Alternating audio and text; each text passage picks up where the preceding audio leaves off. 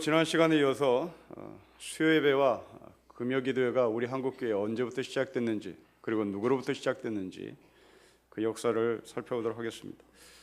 물론 저는 역사학자가 아니라서 이것은 저의 창조적인 연구 발표는 아니고요. 교회사를 연구한 옥성득이라고 하는 학자가 새롭게 쓴 한국교회사라는 책을 발간했는데, 그 책을 근거로 거의 뺏기다 싶은 것, 제 생각은 한 10%나 들어갈까 말까 한 내용입니다. 그러니까 어디 가서 이게 전 목사가 수요예배 때 어디 걸 뺏겼다 이렇게 얘기를 하면 네, 뺏겼습니다. 그건 뭐 나는 전혀 부끄럽지 않고 분명히 여러분에게 말씀을 드렸습니다. 제가 신학교 다닐 때 선생님께서 어떤 은퇴하시는 목사님에 대한 이야기를 하셨는데요. 은퇴하시는 날, 퇴임식 하는 예배를 드리는 날, 이제 마지막 이야기를 해야 될 거 아니에요. 마지막 설교를 할지, 마지막 뭐 자기의 소회를 발표할지, 뭐 그렇게 잔뜩 성도들은 기대를 했답니다. 근데 그 은퇴하신 목사님이 단에 올라오셔서 아무 소리를 안 하시고 오른손을 2번 반짝반짝 하시고 또 왼손을 해서 2번 반짝반짝 하시고 내려가더랍니다. 교인들이 이분에 대한 행동을 해석해내느라고 고민하다가 결국 해석이 안 돼서 목사님께 물었습니다. 오른손 2번 반짝반짝하고 왼쪽 손 2번 반짝반짝한 이유가 뭐냐고. 내 목사님이 하시는 말씀입니다. 내 일생 설교를 항상 뺏겼지. 따옴표 2번. 그러나 나는 할 말이 없음. 아주 솔직한 어른이에요. 그러니까 나는 목회를 내 정신으로 한 게 아무것도 없고 내 생각으로 한 게 아무것도 없어. 다 그냥 따온 거지. 다 뺏긴 거지. 그 훌륭한 어른이 그렇게 목회를 훌륭하게 하시고 나는 이렇게 연구해서 이렇게 기도를 해서 이렇게 귀한 설교를 성도에게 전했다. 이런 얘기를 안 하시고 내려가던 겁니다. 저는 그럴 실력도 없습니다. 저는 그냥 100% 뺏기는 거예요. 정말 뺏긴. 오늘도 수요예배와 금요 기도회가 어떻게 시작됐는지, 누구로부터 시작됐는지 그 학자의 이야기를 그대로 요약해서 여러분들에게 들고 나왔습니다. 지난주 우리는 한국교회가 갖고 있는 새벽기도, 이 새벽기도를 누가 만들었고 언제 시작됐는지 살펴봤습니다. 정리하자면 불교에서 새벽기도하는 그 새벽기도가 기독교에 흘러온 것은 아니다. 한국교회가 갖고 있는 새벽기도는 우리 한국교회 성도들이 스스로 만든 예배의 형식인 것을 말씀을 드렸습니다. 불교는 새벽기도를 할 때 새벽 4시에 깊은 산속에서 종을 치면서 하지만 우리 한국교회 기독교인들은 새벽 4시 반 혹은 5시에 새벽기도를 했습니다. 그리고 지금도 마찬가지입니다. 이 새벽 4시 반 혹은 5시에 새벽기도란 근거, 바로 그것은 서울의 사대문, 그 문이 열릴 때 소위 파루 시간입니다. 이 파루 시간이 서양시계로 4시인데 이 4시에 파루를 알릴 때 종로 한복판에 있는 보신각에서 종을 울렸습니다. 이제 성문이 열립니다 하는 이 소리를 듣고 우리 믿음의 선배들은 자리에서 일어났습니다. 세수를 하고 교회를 찾아가는 거죠. 바로 그 걷는 시간, 교회와 집이 좀 더 가까우면 한 30분 걸었을 것이고 교회와 집이 좀 멀었으면 1시간쯤 걸었을 겁니다. 그래서 불교와는 달리 우리 한국교회 예배 시간은 4시 반 혹은 5시로 시작을 하죠. 그런데 일제강점기가 되고 나서 일본은 우리나라의 사대문 성벽을 다 헐어버립니다. 그리고 파루도, 그리고 인정도 허락을 하지 않죠. 대신 이제 일본의 순사들은 이 사대문 안을 돌아다니면서 호각을 부릅니다. 호락을 부르며 사람들에게 겁을 주죠. 이 호락이가 바로 보신각의 종을 죽여버린 겁니다. 이제 우리나라 사람들은 이 일본 순사들의 호락악 소리를 듣고 겁을 먹고 그 호락 소리가 아주 급하게 들리면 또 누가 잡혀가는 것이고 또 누구를 쫓는 그러한 사인이었습니다. 대단히 무서웠죠. 이런 호각 소리에 반대에 서 있는 또 하나의 소리가 있었습니다. 바로 그것은 새벽 4시에, 새벽 5시에 교회의 종소리였습니다. 이 교회 종소리는 보신각종을 대신하는 새벽을 깨우는 소리였죠. 이 새벽을 깨우는 교회 종소리는 일제 순사들이 부르는 호각소리와는 성격이 달랐습니다. 일제 순사들이 부르는 호각소리는 우리에게 겁을 주고 잡아간다라는 사인을 보내는 소리였으나 교회에서 울리는 종소리는 우리에게 소망을 전하고 우리에게 생명을 전하고 우리에게 새벽을 깨우는 소리였습니다. 우리는 지금도 이 세상에서 우리를 겁박하는 소리가 있고 또 우리를 해방시키고 평화로 그리고 구원시키는 소리가 있습니다. 이 세상에서 우리를 겁박하는 소리, 당신 통장에 돈 얼마 있어? 이 세상에 우리를 겁박하는 소리, 너 위험부에 펴들었다는 죽어. 이렇게 겁박을 하죠. 그것도 이 나라 대통령이 그런 겁박을 자주 했습니다. 그리고 심지어 과거에는 그런 겁박을 실제로 옮겨 양심 있는 지성인들, 지식인들, 학생들 그들을 잡아다가 족쳤습니다. 고문하다 죽음받은 사람도 있습니다. 거기에 다시 분연이 일어났던 이 땅에 믿음의 선배들이 있었습니다. 바로 그들은 그 소리에 겁먹지 않고 하늘의 소리를 외쳤고 그 하늘의 소리에 소망을 담아서 외쳤고 하나님의 마음을 담아서 외쳤던 것이죠. 저는 여러분들에게 다시 한번 묻습니다. 여러분들이 이 세상에서 겁박하는 소리에 겁을 먹으며 주눅이 들까? 아니면 그 주눅 드는 세상 속에서도 하늘의 소리를 외치며 소망과 평화와 그리고 하나님의 마음들을 우리 마음에 담아 이 세상의 세례 요한처럼 나는 광야에서 외치는 소리라고 진정으로 말하며 외칠 수 있을까라고 하는 도전입니다. 이제 오늘은 수예배와 금요기도의 유래입니다. 지금은 금요기도 중에 철야를 하지 않지요. 그러나 25년 전까지만 해도 밤 10시부터 시작해서 새벽 4시까지 철야기도를 했습니다. 그리고 4시에 철야기도를 마치고 한 1시간 정도 쉬었다가 5시에 새벽기도에 참여하는 것이 금요 철야기도였죠. 저는 교육전사 때 집에서 8시에 전철을 타고 인천까지 내려갔습니다. 그때 저희 집은 이대옆이라서 전철을 타고 인천을 내려가려면 1시간 이상 걸렸습니다. 10시에 도착하려면 8시 가끔 부족했죠. 부랴부랴 밥을 먹고 인천제일교회로 철야기도를 하러 갔습니다.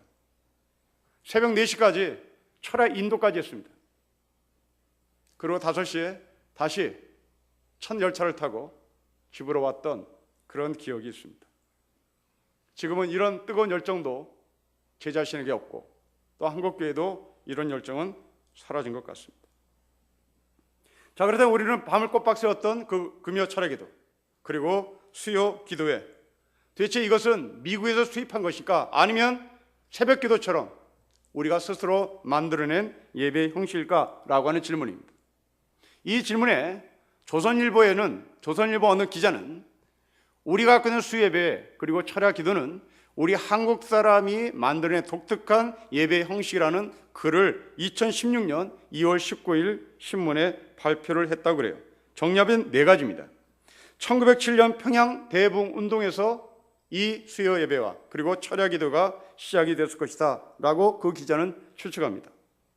두 번째로 삼일 예배라고 부르는 이 수예배, 이것은 불교나 도교에서 영향을 받은 것으로 추측한다라고 기자의 추측을 거기에 실어놨습니다. 세 번째로 한국 개신교가 발명한 이런 예배는 개신교 한류의 하나이기 때문에 세계 기독교에 이 수예배와 그리고 금요 철야 기도를 수출해야 한다. 한국의 한류의 하나의 흐름이기 때문에 그런 것이다 라고 주장합니다. 그래서 그 증거로 최근에 미국의 한인교회들 그리고 유럽에 있는 한인교회들, 그 한인교회들이 수예배를 그리고 철야 기도를 그리고 새벽 기도를 만들어내고 있다. 이것을 우리는 더 확장시켜야 된다 하고 창조적 경제의 차원에서 한류를 외쳤던 그런 기사도 있습니다. 그러나 결론부터 말하자면 수요예배와 그리고 금요 기도회는 우리가 만든 것이 아닙니다. 미국으로부터 수입된 예배의 형식입니다. 자, 사진 하나를 보여드리겠습니다. 여러분, 이 사진은 미국 남부입니다. 바이블 벨트라고 하는 지역인데요. 이 미국 남부 테네시주 멤피스라고 하는 도시에서 발간된, 요즘 우리 언어로 얘기하면 엘로 페이지 같은 책입니다. 1861년에 발간된 지역 광고지입니다. 그 지역 광고지의 한쪽에 전부 다 당시의 교회의 광고들을 몰아서 사람들에게 보여준 광고의 형식으로 된 글입니다. 그 모습입니다. 여기에 보면 5개의 교회가 나오는데요. 첫 번째로 세인트 메리 처치입니다. 성 마리아 교회가 나오고, 그리고 그 밑에 제일 침례 교회가 나옵니다. 그리고 세 번째로 은혜 교회가 나오고, 그리고 네 번째로 제2 장로교회가 나오고, 그리고 다섯 번째로 제3 장로교회가 나옵니다. 자, 우리는 우리나라 교회 이름을 짓는데도 이 미국의 이름 짓는 것을 그대로 수입했다는 것을 보여줍니다. 우리는 제1장로교회, 제2장로교회, 제3장로교회 이런 표현을 미국이 썼는데, 이 미국이 썼던 이 모습을 우리도 그대로 도입합니다. 제가 25년 전에 교역자 생활했던 인천제일교회는 제1교회입니다.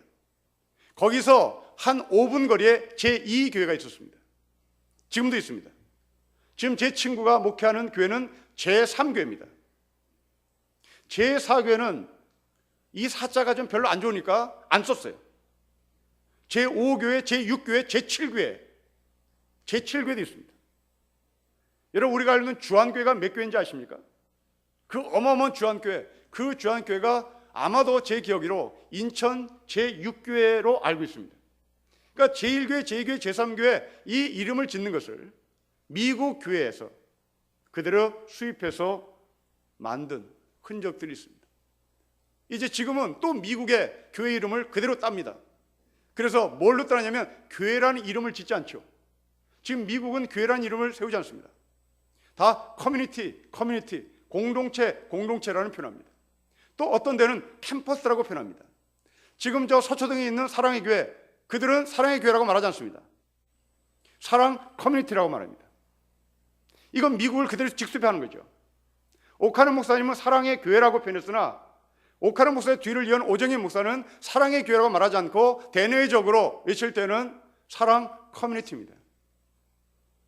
지금 미국이 교회 이름을 그렇게 짓기 때문에 그렇습니다. 심지어 미국의 어떤 교회는 미국의 교회 이름을 템플로 짓는 교회도 있습니다. 절이란 표현입니다. 템플, 무슨 템플이라는 이름도 쓰게 합니다. 그러니까 우리나라나 미국이나 이렇게 서로 밀접한 관계 속에서 교회 이름을 짓는 것조차 서로 닮은 꼴이 있습니다. 그런데 이 5개 교회 중에 우리가 눈여겨볼 단어가 두 번째 교회인데요. 퍼스트 배프티스트 처치입니다.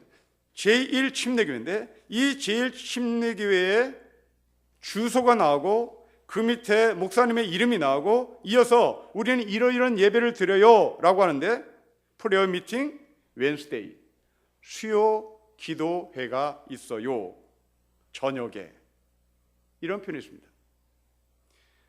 또한 그레이스 처치입니다. 은혜교회라는 표현이죠. 이 은혜교회의 주소가 나오고, 그리고 목사님 이름이 나오고, 그리고 주일날 예배 시간이 나오고, 이어서 렉처 웬스데이 나이트입니다. 수요 예배 때에 강의가 있습니다.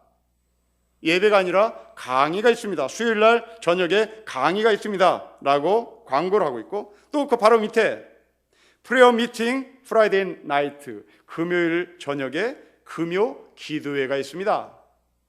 이게 미국의 교회입니다. 그러니까 이 미국의 교회는 이미 수요예배가 있었고, 그리고 금요 기도회가 있었습니다. 이것을 한국이 그대로 수입해 온 것이죠. 얼마나 이 수예배가 뜨거웠었냐면 1892년에 볼티미어 그레이스 교회라는 교회가 감리교회인데요, 수요 기도에 대한 내용을 사람들에게 타이핑을 쳐서 전달하는데 무려 80페이지나 되는 80페이지 되는 어마어마한 분량을 타이핑 쳐서 우리 교회는 수예배 가운데 이러한 일들이 벌어졌어요 라고 사람들에 광고하기도 했습니다. 자, 그러면 한국에서는 이 수예배가 언제 어디서 시작이 됐는가? 지역을 이 학자는 둘로 나눕니다. 첫째로 서울에서, 두 번째로 평양에서입니다. 자, 먼저 서울에서입니다. 서울에서 주중에 예배를 드렸던 제일 먼저 흔적은 송구 영신 예배로 흔적이 남아있다고 합니다. 1885년 12월입니다. 바로 선교사들이 이 땅에 들어온 그 다음에 송구 영신 예배입니다. 아펜젤라 목사 사택에서 감리교 그리고 장로교 선교사들이 모여서 자기네들이 본구에서 드렸던 그 송구 영신 예배를 한국에서도 드린 것이 바로 우리나라 최초의 주일이 아닌 주중에 예배를 드린 흔적입니다. 한국계 교인들은 이것을 본받아서 1887년부터 소위 송구 영신 예배를 지금까지 드려오고 있습니다. 다음 시간에 우리는 송구 영신 예배가 어떤 내용을 갖고 한국교회에서 시작을 했고 또한 과정을 어떻게 겪었는지 여러분들에게 또 강의를 해드리고 싶습니다. 자, 본격적인 수예배입니다. 1888년 가을에 수예배가 시작된 것으로 역사는 남깁니다. 장소는 세문안교회입니다. 그 옛날에는 세문안교회를 정동교회라고 얘기했습니다. 정동교회가 두 개였습니다. 하나는 감리교 정동교회, 그리고 장로교 정동교회입니다. 지금 정동제일교회 감리교는 이화여고 옆에 그대로 남아 있습니다. 세문안교회는 정동교회에서나 이름을 세문안교회로 바꿨습니다. 첫 수예배 때 약 30명의 교인들이 모여서 예배를 드렸다고 합니다. 그러다가 6년 후에 1894년이 되겠죠. 곤당골교회, 지금도 이 교회는 승동교회라는 이름으로 남아 있습니다. 이 곤당골교회에서 무어 목사라는 선교사인데요, 이 무어 목사라는 사람이 매일 아침 기도회를 열었습니다. 그것이 정착돼서 수요 예배로 발전했다는 겁니다. 그런데 이제 우리는 이 승동교회, 오늘날 승동교회, 과거의 곤당골교회, 이 교회에 대해서 우리는 좀 더 자세히 알아볼 필요가 있습니다. 이 곤당골교회는 1892년에 무어 선교사가 백정들이 많이 사는 곤당골, 지금 롯데백화점 근처로 추정됩니다. 을지로 입구에 롯데백화점 근처에 백정들이 많이 모여 사는 동네였는데, 그래서 그 동네를 곤당골이라고 하는데 아마도 이 곤당골인가 보면 무당들도 많이 살았던 것 같습니다. 그러니까 무당과 백정들, 다시 천민들, 당시에 사람 취급을 받지 못했던 사람들이 모여 사는 그 곤당골에 무어 선교사가 교회를 세웠습니다. 그 교회 이름을 곤당골 교회라고 이름을 붙였습니다. 처음에 백정들이 모여서 예배를 드렸겠죠. 그런데 양반들이 여기서 같이 예배를 드리고 싶다고 해서 이 무어 선교사가 끼워줬습니다. 그런데 이 양반들이 시간이 가면 갈수록 백정들하고 예배드리는 것이 자기의 어떤 위치와 명예가 손상이 될 것 같으니까 무어 선교사에게 욕을 합니다. 우리를 따로, 양반들이 앉아있는 자리를 따로 만들어 달라고 요구를 해요. 그래서 이 무어 선교사가 예수 앞에서 쌍놈이나 양반 필요 없다, 우리 모두 다 같이 섞여서 예배를 드리는 것이다 라고 거부를 해요. 그래서 이 양반들이 아주 자존심이 상하니까 우리나라 사람이 아주 잘하는 교회를 뛰쳐나가 버립니다. 교회를 뛰쳐나가서 교회를 세웠는데 그 교회는 곤당골 교회에서 얼마 떨어지지 않는 우리가 알고 있는 광교다리입니다. 그 광교다리 근처에 홍문삭골 교회를 세웁니다. 이 홍문삭골 교회를 세워서 잘 재밌게 신앙생활 하다가, 그리고 예배 인원도 막 늘어났습니다. 그러다가 불이 나버립니다. 홀라당 다 탔어요. 그와 동시에 이 곤당골 교회도 계속 부흥하고 예배 인원이 늘었습니다. 그 예배 인원이 늘고 그 공간이 협소해서 더 이상 사람들이 앉아서 예배드릴 수 있는 공간이 부족하자 이 곤단골 교회가 예배를 장소를 이전하려고 계획을 합니다. 이때 양반들이 세웠던 그 홍문사골 교회 교인들, 바로 그 양반들이 다시 곤단골 교회 교인들과 M&A를 해요. 우리 같이 함께 예배를 드리자 하고 장소를 물색하고 다닙니다. 이때 무호 선교사가 장소를 어디로 잡냐면 지금 승동교회가 있는 인사동 그 찻집거리 거기에 인사동 자리에 승동교회라는 교회를 세웁니다. 이 인사동은 어지린자 그리고 절사자를 씁니다. 이 어지린자 절사자는 다시 말하면 인사동에 절이 많다는 얘기입니다. 거기에는 조계종 본부가 있습니다. 그 조계종 본부를 중심으로 주변에 암자들, 사찰들이 굉장히 많았답니다. 여기에 모 선교사가 곤단골 교회의 교인들을 끌고 교회를 세우며 교회 이름을 승동교회라고 이름을 붙입니다. 근데 이 승동이라는 말은 이길 승자입니다. 그리고 동네 동자입니다. 다시 말하면 영적 싸움을 선포한 거죠. 이 모 선교사가 조계종 본산이 있는 인사동에 그리고 주변에 수많은 암자와 사찰이 있는 그 동네에 내가 예수 그리스도의 이름으로 이 조계종을, 이 불교를 그리고 암자와 사찰을 이기겠다고 하는 의미로 승동교회라는 이름을 붙입니다. 지금도 이 승동교회는 그 인사동 찻집골목에 있습니다. 이제 계속 부흥과 성장을 했던 이 곤단골교회 소위 승동교회는 장로를 선출하는 때까지 인원이 늘어나기 시작했습니다. 그래서 장로를 세우는데 공동의회를 개최하고 그리고 투표에 들어갔죠. 선거를 했습니다. 모 선교사의 원칙이었습니다. 세례받은 지 1년이 지나고 만 30대가 된 사람은 누구나 다 후보자가 될 수 있다. 누구나 다 장로가 될 자격이 있다 하고 선포를 해요. 사람들은 세례받은 지 1년 이상 30대 이상 된 사람 그들을 무기명 투표로 선거를 했습니다. 투표함을 열었습니다. 장로가 선출됐습니다. 그 장로는 박성춘이라는 이름을 가진 사람입니다. 직업은 백정이었습니다. 이 승동교회 초대 장로가 직업이 백정이었습니다. 천대받았던 이 백정이 장로가 되자 양반들이 들고 일어났습니다. 나는 못해. 나는 저 박성춘 밑에서 신앙생활을 할 수 없어 하고 뛰쳐나갔습니다. 그 승동교회에서 뛰쳐나가서 얼마 되지 않은 거리에 있는 곳에 또 교회를 세웠습니다. 바로 그 교회가 안동교회입니다. 지금은 안동교회고 당시에는 안국동교회라고 표현했는데 이 안국동교회, 안동교회 우리가 잘 알고 있는 윤보선 대통령이 출석했던 교회입니다. 지금도 이 안동교회는 남아있습니다. 때문에 지금도 승동교회와 안국동교회, 안동교회 이 둘을 비교해보면 지금도 흔적이 남아있습니다. 이 소위 안국동교회, 안동교회는 정말 콧대가 너무너무 세고 정말 잘난 인간들 어마어마하게 많고 엘리트들 그리고 권력자들 굉장히 많습니다. 그러나 승동교회 거기서 조금 얼마 떨어지지 않은 또 중산층, 이 중인들 계급들이 모여서 소상공인들이 모여서 세운 교회 연동교회. 그 연동교회는 또 장사하는 사람들 동대문에서 남대문에서 장사하는 사람들이 모여서 같이 예배를 드리는 그런 분위기가 여전히 남아 있습니다. 자, 이제 이 무호 선교사로부터 신앙 훈련을 잘 받았던 이 백정 출신 박성춘, 바로 이 사람은 갑오 개혁 시에 계급 타파에 앞장을 씁니다.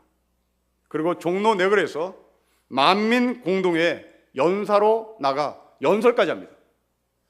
그러니까 이 백정이 얼마나 좋은 훈련을 받았기에 이렇게 사람들 앞에 꺼리낌 없이 연설을 했는지, 그것은 아마도 무호 선교사가 차근차근 교육을 잘 시킨 결과인 것 같습니다.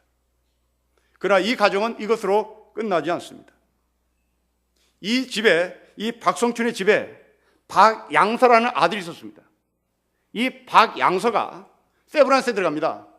이 세브란스에 들어가서 의사가 되는데 어떤 의사가 되냐면 정형외과 우리나라 제1호 의사가 됩니다. 여러분 재밌잖아요? 아버지가 백정입니다. 늘 칼 갖고 소 잡는 것만 봤어요. 근데 이 사람이 의사가 됐습니다. 근데 이 의사가 된 아들 박영서가 내과 의사가 된 것이 아니라 정신과 의사가 된 것이 아니라 칼 쓰는 정형외과 제1호 우리나라 의사가 됩니다. 얼마나 포를 잘 떴겠어요. 구약시대의 제사장들 다 백정이잖아요. 이 구약시대의 제사장들이 다 백정들인데 이 백정들이 얼마나 포를 잘 뜨는지, 뭐 똥을 어떻게 발라내고 콩팥을 어떻게 발라내고 근육을 어떻게 잘라내고 핏줄을 어떻게 잘라내고 하는 것이 레위기에 자세히 들어와 있는데, 이것은 이미 백정이었던 이 박성춘이는 아주 쉽게 그것을 했고, 아버지가 매일 하는 것을 이 아들 박영서는 봤겠죠. 그리고 자기가 의대를 졸업하고 나는 어떤 의사가 될 건가?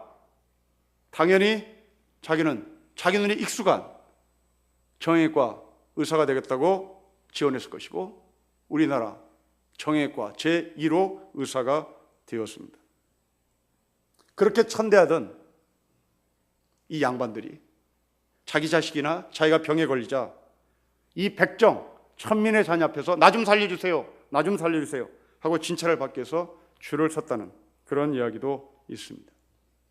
다시 정리합니다. 서울에서 수요 예배, 바로 그것은 곤당골교회, 거기에서 아주 구체적으로 정착이 되고 그 수요 예배가 지금까지 우리한테 온 것으로 보여집니다. 자, 이제 평양은 어땠을까? 평양은 마펜 목사라는 사람의 지도하에 교회가 세워지고 사람들에게 신앙교육을 했던 목사가 있습니다. 이 마펜 목사, 우리 모든 우리 교단 목사들이 공부하는 장로의 신학대학의 초대 교장이기도 합니다. 이 마펜 목사의 지도하에 널다리 교회라는 교회가 설립되기 전에 예배 처수에 모여서 정기수요 기도회를 시작했습니다. 약 10명이 모였다 그래요. 그 10명이 1년이 지난 후에 그 10명 중에 8명이 세례를 받습니다. 그리고 2명이 학습을 받습니다.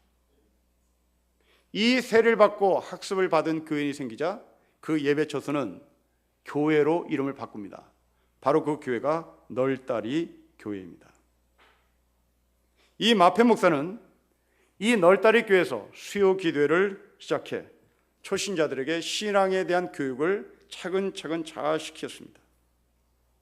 그러다가 이 수요 기도회를 통하여 이 널다리 교회가 급성장하는 계기가 생깁니다. 그것은 어느 한 사건 때문에 그런 건데요. 1894년에 소위 평양 기독교 박해 사건이라는 사건이 터집니다. 장로교인, 감리교인을 체포하고 고문한 사건입니다. 이 중에서 장로교인 최치량이라는 사람이 일제에 잡혀 들어가 고문을 당합니다. 근데 뭐 별 수가 없었어요. 이 최치량을 고문을 해도 뭐 건져낼 게 없자 더 이상 고문을 하지 못한 이 일제가 최치량을 풀어줍니다. 근데 석방된 날이 수요일이었다 그래요. 그 석방된 이 최치량이 그 자리에서 바로 널다리 교회로 들어가 예배를 드렸습니다. 간증도 있겠죠. 사람들은 그 고문받고 들어와서 예배를 드리는 최치량을 보며 예배에 대한 기쁨과 감사를 맛보기 시작했습니다. 그 최치량이 수예배를 참석한 이후부터 이 널다리 교회는 수예배에 100명 이상이 모였다고 합니다. 지금부터 100년 전의 이상의 사건입니다. 100년이 넘은 그 시대에 널다리 교회 수예배에 100명이 모였다. 그건 도대체 어디에서 이 사람들이 왔을까요? 어마무시하게 모였다는 겁니다. 1시간, 2시간 걸어서 예배에 참석을 한 것이죠. 그때는 교통편도 불편했을 겁니다. 그리고 걷는 것도 만만치 않았을 겁니다. 자, 우리는 다시 한번 정리해 봅니다. 새벽 기도회는 우리 한국교회 성도들이 만든 예배 형식이고, 반대로 금요 기도회와 수요 기도는 미국에서 들어온 예배의 형식입니다. 그러나 공통점은 새벽 기도회나 금요 기도회나 수요 기도회는 미국이나 우리나 점점 쇠약해져 가고 있습니다. 과거에 가졌던 그 아름다운 모습들은 지금 찾아볼 수가 없습니다. 물론 100년 전의 기도, 그리고 지금의 기도, 예배 형식 바뀔 수도 있고 또 상황에 따라 없어질 수도 있겠죠. 그러나 우리는 새벽 기도가 가졌던 내용, 수예배와 금요 철야가 가졌던 내용, 이 형식이 있건 없건 그 중요한 것이 아니라 과연 여기에 포함된 신앙적 내용이 무엇인지를 우리가 놓쳐버리면 우리의 신앙은 그냥 끝나고 말 것이라는 염려입니다. 새벽 기도에 우리의 암울한 역사를 깨우는 기도였습니다. 이 새벽 기도에는 일제시대만 있었던 것이 아니라 유신과 그리고 군부 독재 시대 때도 이 땅의 교인들은 그 새벽에 은밀히 하나님 앞에 울부짖었습니다. 그때는 큰 소리로 군부 독재를, 큰 소리로 유신을 외치면 바로 잡아갔습니다.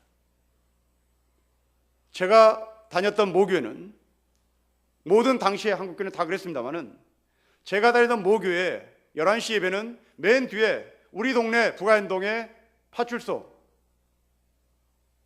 경찰이 앉아 있었습니다.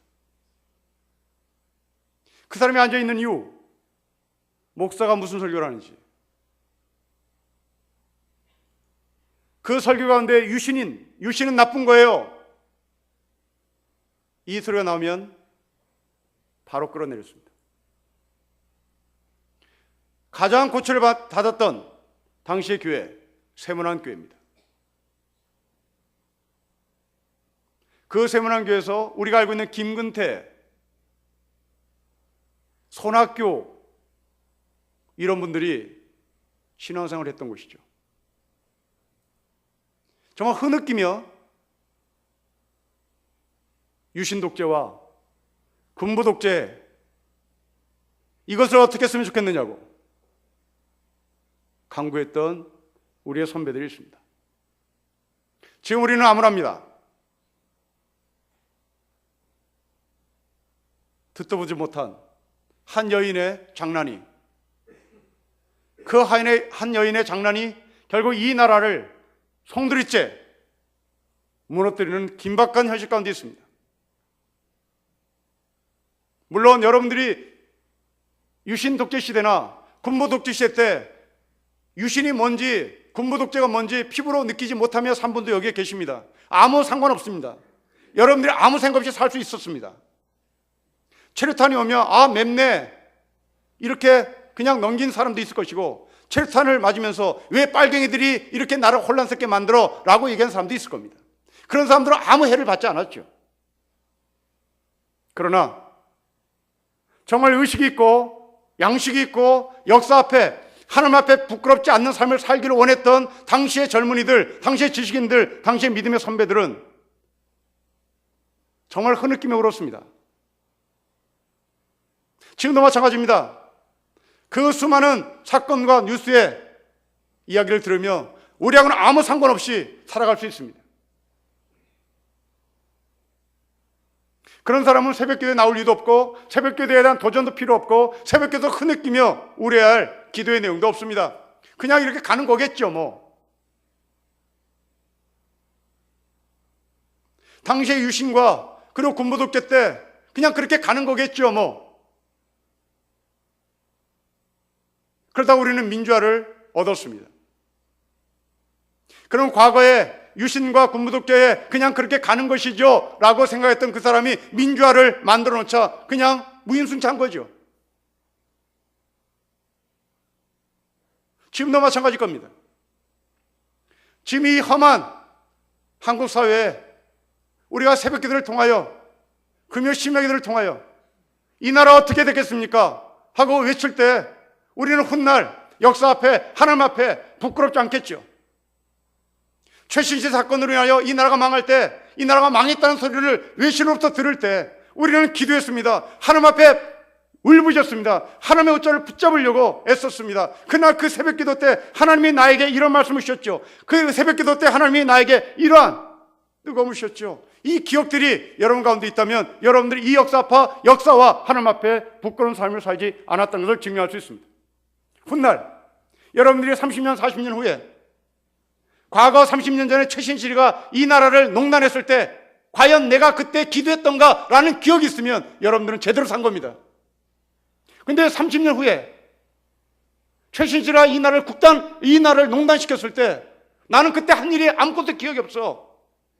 그렇다면 여러분들은 군부 때, 유신 때 아무것도 한 일 없는 것과 똑같은 것이죠. 이것은 부끄러운 겁니다. 이건 사람으로서 할 짓이 못 됩니다. 역사 앞에, 하나님 앞에 부끄럽지 않는 삶, 바로 그것은 우리 믿음의 선배들이 새벽 기도에 일제 순사들의 소리를, 일제 순사들이 부르는 호각 소리를 밀어내고 하늘의 소리를 우리를 통하여 전해주세요 라고 기도했습니다. 그 서슬퍼런 유신과 군부 독재 때 우리 믿음의 선배들은 예배당에서 새벽 4시까지 철야 기도를 했습니다. 바로 그것은 이 세상에서 신앙에서 살았다는 부끄러움이 없는 삶을 증명해 내는 것이죠. 우리 믿음의 선배들은 그렇게 금요 기도회나 수요 기도 때 신앙의 성숙을 위하여 자발적으로 모였습니다. 여러분들이 수예배 시간에, 금요 기도 시간에 집에서 책을 보거나 성경을 본다면 우리는 금요 기도회 그리고 수예배 없어도 됩니다. 여러분이 스스로 그 신앙적인 깊이와 넓이를 채워가고 있기 때문에 그렇습니다. 그러나 만일 여러분들이 그 시간에 집에서 시간을 낭비하고 있다면 여러분들은 이 자리에 나와서 신앙의 성장을 위하여 참여하는 것이 좋을 것입니다. 다음 주 여러분들이 수요 예배 때, 아니 이번 주 금요 예배 때 여러분들은 집에서 뭘 하는가?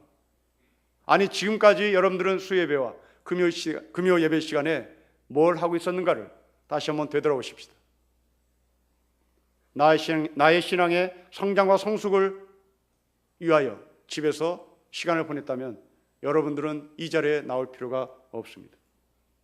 그러나 멍청하게 넋놓고 TV에서 나오는 드라마에 여러분의 정신과 혼을 빼앗고 있다면 그 자리에서 떨쳐내고 이 자리에 나와 우리 신앙의 깊이를 더해가는 시간으로 삼는 것이 좋을 것입니다.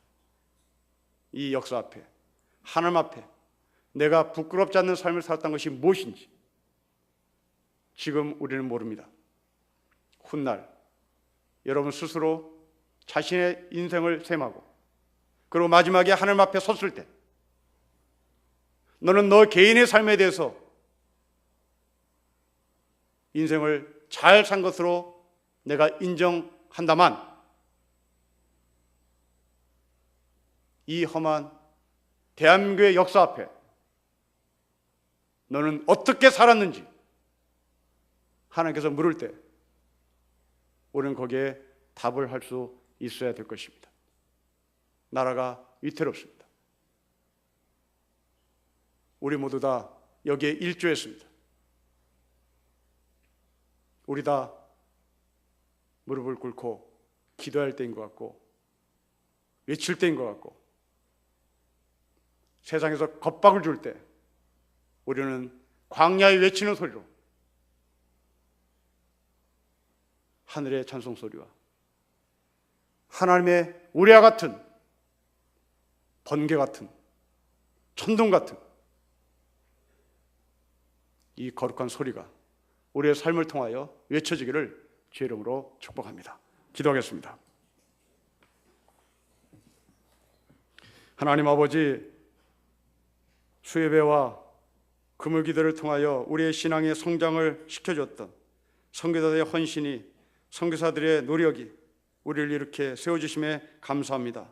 아버지, 그러나 이제 이 과거의 열정과 또한 과거의 이 모습들은 온데간데 없이 사라지고 우리는 종교적 프로그램에 아무 생각 없이 앉아 있었다면 하나님 다시 원래 자리로 돌아가게 하셔서 우리가 하나님을 찾고 하나님께 울부짖고 하나님의 옷자를 붙잡는 거룩한 시간으로 세움받을 수 있도록 축복하여 주옵소서. 아버지, 나라가 엉망진창된 이 현장 앞에 우리가 아무 생각 없이 산다면 역사 앞에, 하나님 앞에 어떻게 부끄러워서 서야 될지 이 시간을 통하여 하나님 말씀해 주시고 하나님과의 역사 앞에 부끄럽지 않도록 새벽을 깨우고 기도에 참여하고 하나님께 울부짖고 외치고 광야에 외치는 세례요한처럼 우리도 그렇게 하나님 앞에 영광을 돌며 우리 같은 하나님의 소리를 바라는 거룩한 삶이 되게 하옵소서. 주 예수 그리스도의 이름으로 기도합니다. 아멘.